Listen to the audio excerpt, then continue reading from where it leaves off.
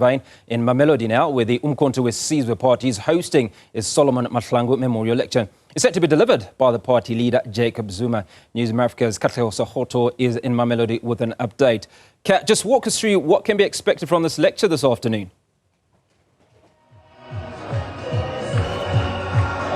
Good afternoon, Hugo. The momentum is building up here at the Solomon Mahlangu Square, where the MK party members are coming in song and dance.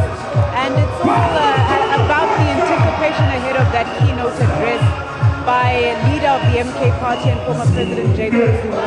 And it's about honoring the legacy of Solomon Mahlangu, who we know died at the age of 23 after being executed by the apartheid government in 1979. And as we've heard from the guests previously, the MK party highlighting that economic freedom has not yet been achieved, and also criticizing the government of national unity. But I do have with me the Gauteng provincial spokesperson for the MK party, Mr. Abel Tau.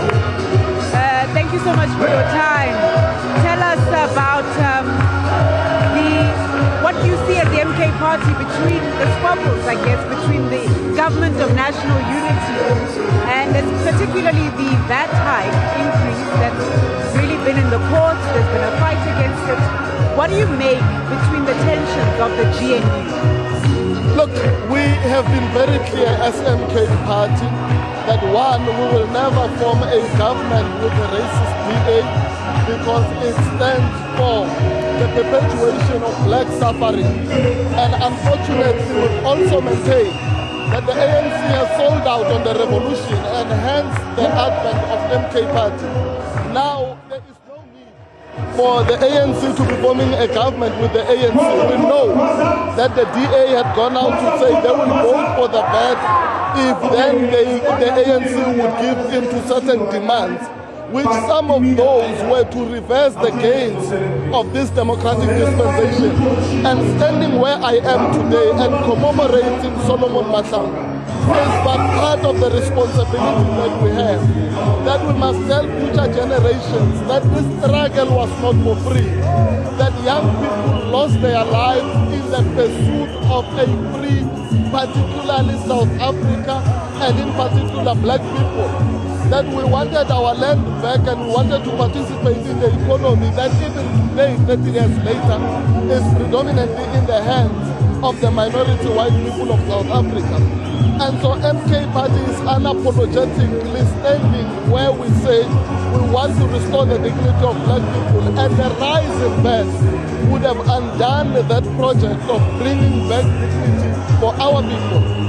We want people to understand that the GNU is a concoction that seeks to perpetuate the situation that they find themselves in.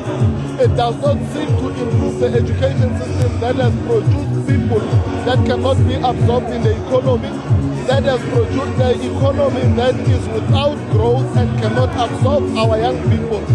So where we are standing as MK party today, the Commander General Jacob Zuma will be talking to young people in particular to say MK is here as the only weapon that South Africans, especially black people, have in their hand to combat the kind of situation that they find themselves in as a result of the compromises of the ANC.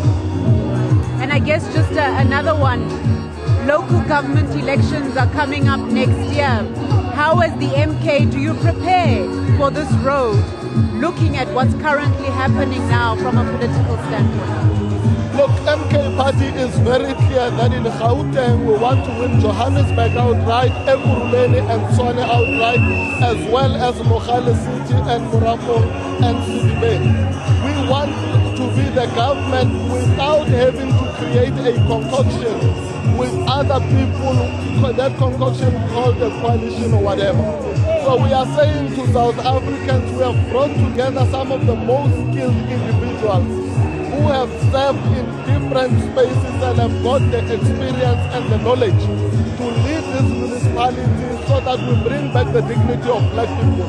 We have got a clear plan on how we are going to turn municipalities that are failing in Gauteng around and throughout the country. One of the people that is central to those who know our elections manager is a guy called Bongani Baloyi, who was known as Mr. Clean Audit.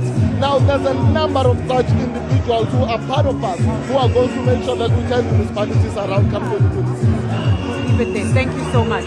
So Hugo, you've certainly heard it there. It's a long journey ahead of the local government elections for the MK party, but certainly looking to stand out and to win the hearts of South Africans, saying that the economic freedom has not been achieved, but they will work towards that.